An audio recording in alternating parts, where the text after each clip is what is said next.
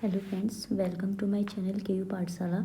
तो मैं इस वीडियो के माध्यम से आपको यूटेट के प्रीवियस पेपर करा रही हूँ। ये जो पेपर है यूटेट का, ये 2019 का है और इसमें मैं आपको मेनली सीडीपी कराऊंगी। ठीक है, तो स्टार्ट करते हैं। ठीक है, तो सबसे पहला क्वेश्चन है आपका, देखो, चाइल्ड डेवलपमेंट एंड पेडागोजी। तो सबसे पहला क्वेश्चन है आपका, विश्लेषणात्मक प्रणाली के जन्मदाता कौन है? तो option A Woodworth, B Sigmund Freud, C Jung और डी जे.एस. रॉस। तो ऑप्शन बी इसका से हो जाएगा सिगमंड फ्रॉइड। फिर दूसरा क्वेश्चन है, विद्यार्थियों की शिक्षा में डैश की महत्वपूर्ण भूमिका होती है? ऑप्शन ए आनुवांशिकता, वातावरण, उपरोक्त दोनों या इनमें से कोई नहीं। तो ऑप्शन सी इसका सही आंसर होगा। ठीक है, फिर तीसरा क्वेश्चन आपका, संज्ञानात्मक विकास का तात्पर्य है? ऑप्शन ए ग्रहण की गई संवेदी सूचनाओं का रूपांतरण, ऑप्शन बी ग्रहण की गई सूचनाओं का विस्तारण, ऑप्शन सी सूचनाओं का संग्रहण एवं पुनः प्रस्तुतिकरण, या ऑप्शन डी उपयुक्त सभी। तो ऑप्शन डी इसका सही हो जाएगा। ठीक है, फिर उसके बाद नेक्स्ट क्वेश्चन आता है आपका, गर्भधारण से लेकर जन्म तक की अवस्था को क्या कहा जाता है? प्रसव पूर्व, बचपन, उत्तर बाल्यावस्था या पूर्व बाल्यावस्था। ऑप्शन ए इसका सही हो जाएगा प्रसव पूर्व। फिर नेक्स्ट क्वेश्चन है, जीन पियाजे के अनुसार बच्चों का अमूर्त तर्क और तर्क कौशल किस दौरान विकसित होता है? तो इसकी ऑप्शन दिए गए हैं, ज्ञानेंद्रिय अवस्था, पूर्वानुक्रमिक अवस्था, औपचारिक परिचालन अवस्था, ठोस परिचालन अवस्था। तो इसका ऑप्शन सी सही होगा। मेनली जो जीन पियाजे हैं उन्हें क्या किया, डेवलपमेंट की 4 स्टेज दी गई हो। ठीक है, क्या कहते हैं उसको, SPCF।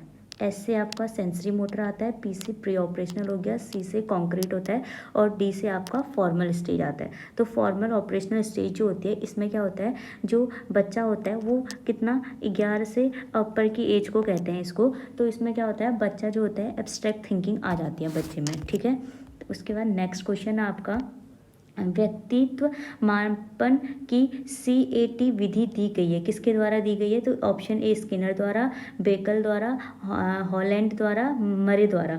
तो ऑप्शन बी बेकल द्वारा दी गई है CAT की विधि। ठीक है, फिर उसके बाद नेक्स्ट क्वेश्चन है, TAT हेतु कितने कार्ड होते हैं? 10, 20, 30, 40। तो ऑप्शन सी 30 सही होगा। फिर नेक्स्ट क्वेश्चन, इसमें निम्नलिखित में से कौन सा वृद्धि और विकास का सिद्धांत नहीं है? ऑप्शन ए व्यक्तिगत विभिन्नताओं का सिद्धांत, ऑप्शन बी सेल्फ पेसिंग का सिद्धांत, ऑप्शन सी निरंतरता का सिद्धांत, ऑप्शन डी पैटर्न का सिद्धांत। तो ऑप्शन बी इसका सही हो जाएगा, सेल्फ पेसिंग का सिद्धांत। फिर नेक्स्ट क्वेश्चन है, MLL न्यूनतम अधिगम स्तर मूल रूप से एक ऐसा उपागम है जिसकी मान्यता है कि ऑप्शन ए किसी भी कार्य को सभी विद्यार्थी न्यूनतम स्तर पर सीख सकते हैं, ऑप्शन बी सभी अधिगम कार्य सीखे नहीं जा सकते, नेक्स्ट सभी उद्देश्यों को प्राप्त नहीं किया सकता, या उपयुक्त में से कोई नहीं। तो ऑप्शन ए इसका सही आंसर हो जाएगा।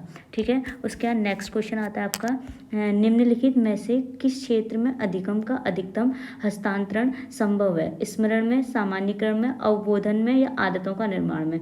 तो ऑप्शन बी सामान्यीकरण में। ठीक है, फिर उसके बाद आपका नेक्स्ट क्वेश्चन आता है, पियाजे के अनुसार प्राक संप्रत्यात्मक एवं अंतर्दृश्य अवधि संबंधित है संवेदी पेशी अवस्था से, मूर्त संक्रिय अवस्था से, औपचारिक संक्रिय अवस्था से, या उपयुक्त में से कोई नहीं। तो ऑप्शन डी इसका सही होगा, उपयुक्त में से कोई नहीं। ठीक है, फिर नेक्स्ट क्वेश्चन है, अभिप्रेरणा का चालक सिद्धांत किसके द्वारा दिया गया है? ठीक है, विक्टर ह्यूम के द्वारा, मैस्लो के द्वारा, RS वुडवर्थ के द्वारा, या स्किनर के द्वारा। ऑप्शन सी RS वुडवर्थ के द्वारा। नेक्स्ट क्वेश्चन, बुद्धि लब्धि का प्रत्यय प्रस्तुत किया। ठीक है, इंटेलिजेंस क्वेश्चन किसने दिया था आपका? वुंट ने, गिलबर्ट ने, विलियन स्टर्न ने, या साइमन ने? तो किसने दिया था? विलियन स्टर्न ने दिया था। ठीक है, फिर उसके बाद नेक्स्ट क्वेश्चन है आपका, बुद्धि के बहुबुद्धि सिद्धांत का प्रतिपादन किया। तो ऑप्शन ए स्पीयरमैन ने, ऑप्शन बी थर्स्टन ने, ऑप्शन सी कैटल ने, ऑप्शन डी गार्डनर। तो ऑप्शन डी इसका सही है, गार्डनर। फिर नेक्स्ट क्वेश्चन है, उस श्रेणी को पहचानिए जो अधिगम के स्थानांतरण के प्रकारों को सूचित नहीं करता है। ऑप्शन ए धनात्मक, ऋणात्मक, ऑप्शन बी क्षैतिज लंबीय, ऑप्शन सी एक पक्षीय द्विपक्षीय, ऑप्शन डी एक पुच्छीय द्विपुच्छीय। तो ऑप्शन डी इसका सही है। ठीक है, फिर इसके बाद आपका नेक्स्ट क्वेश्चन आता है, यदि किसी बच्चे की मानसिक आयु 5 वर्ष है और कालानुक्रमिक आयु 4 वर्ष है तो बच्चे की बुद्धि लब्धि क्या होगी? इसमें मेनली क्या पूछा आपसे, इससे में पूछा गया IQ, ठीक है। तो IQ का फॉर्मूला होता है IQ is equal to mental age upon chronological age into 100, ठीक है। इससे आप क्या कर सकते हैं, इस आंसर को सॉल्व कर सकते हैं। तो हमें मेंटल एज दे रखी है और क्रोनोलॉजिकल एज भी दे रखी है, तो हमने क्या निकाल देना है, IQ निकाल देना है। तो कितना आ जाएगा, ऑप्शन ए 125 इसका आंसर आएगा, ठीक है। नेक्स्ट क्वेश्चन है, थॉर्नडाइक ने सीखने का यह नियम नहीं दिया है। मेनली जो थॉर्नडाइक थे उन्होंने लर्निंग की क्या की थी, लर्निंग की 3 स्टेज दी थी, लर्निंग की 3 लॉ दिए थे। क्या क्या थे, रेडीनेस था, इफेक्टिव था और एक्सरसाइज था। लेकिन जो अवलोकन ऑब्जर्विंग नहीं था, ठीक है। तो ऑप्शन सी इसका सही हो जाएगा। फिर नेक्स्ट क्वेश्चन है, शिक्षण कौशल से संबंधित निम्नलिखित में से कौन सा है, ठीक है। तो ऑप्शन ए श्यामपट्ट पर लिखना, बी प्रश्नों को हल करवाना, सी प्रश्न पूछना, या डी इनमें से सभी। तो क्या है, सभी हैं, ठीक है। ऑप्शन डी इसका सही आंसर होगा। फिर इसके बाद आपका नेक्स्ट क्वेश्चन आता है, सीखने की प्रक्रिया में सक्रिय अनुबंधन का आधार है। ऑप्शन ए आवश्यकता, ऑप्शन बी पुनर्वलन, ऑप्शन सी उद्दीपक, ऑप्शन डी उपरोक्त में से कोई नहीं। तो रीइंफोर्समेंट की हमें आवश्यकता पड़ती है, हमें कुछ सिखाना होगा किसी को भी, तो हम क्या करेंगे ना, रीइंफोर्समेंट देंगे, ठीक है। फिर नेक्स्ट क्वेश्चन है, सूक्ष्म शिक्षण के चक्र को पूरा होने की समय अवधि पूछी गई है। तो टोटल जो अवधि होती है 36 मिनट की होती है, ठीक है। माइक्रो टीचिंग में जो हम टोटल टीचिंग करते हैं वो कितनी मिनट की होती है, 36 मिनट की होती है।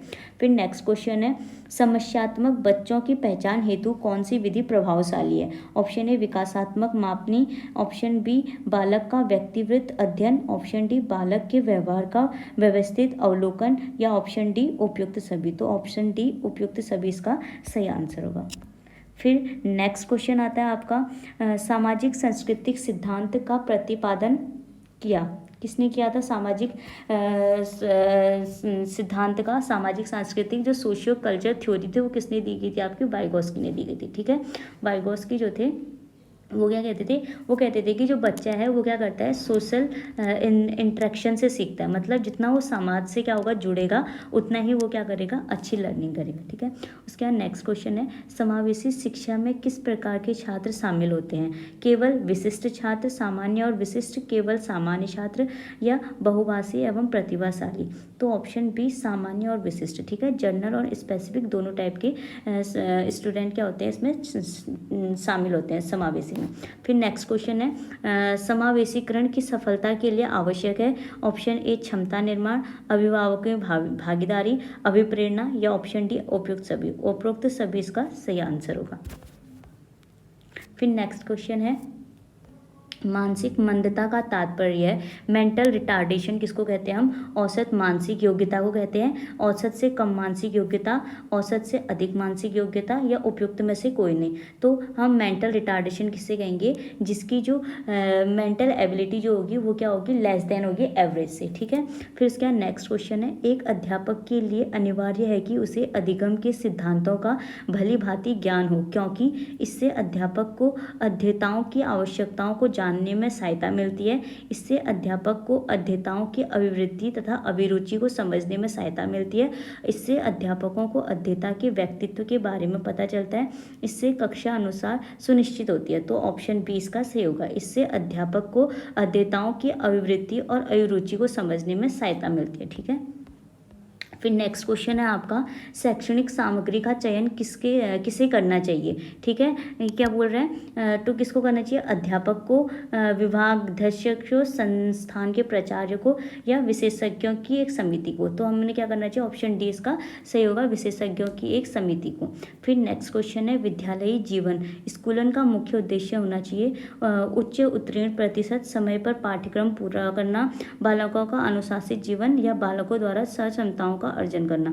तो ऑप्शन डी इसका सही होगा, बालकों द्वारा सहक्षमताओं का अर्जन करना।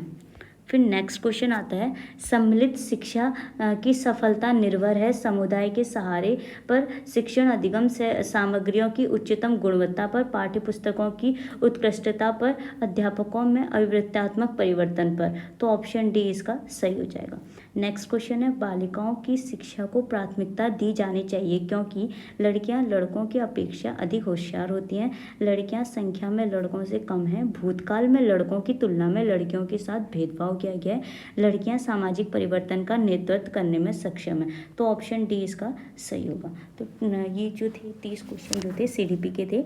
अगर आपको ये वीडियो अच्छी लगी हो तो प्लीज़ वीडियो को लाइक, शेयर एंड कमेंट करें। Thank you for watching.